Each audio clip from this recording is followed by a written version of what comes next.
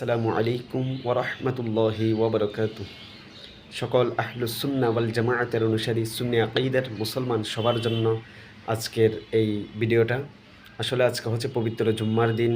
এটা মহান আল্লাহ জাল্লে জালালুহু রব্বুল আলামিন ওনার একটা পবিত্র দিন, এবং আজকের এটা হচ্ছে একটা দুরূদ শরীফের দিন। হাদিসে পাকের মধ্যে রয়েছেন পবিত্র জুমার দিন আসরের নামাজের পর যে জায়গায় আসরের নামাজ ফরজ নামাজ আদায় করা হয়, সেই স্থানের মধ্যে বসে একটি দরুদ শরীফ রয়েছেন।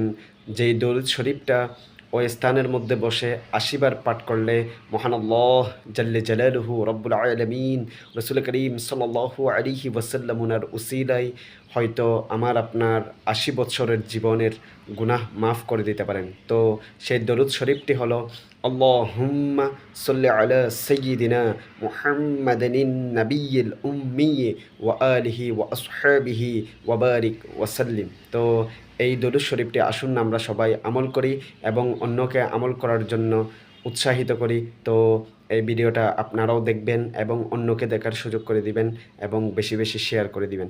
আসসালামু আলাইকুম ওয়া রাহমাতুল্লাহি ওয়া বারাকাতুহু।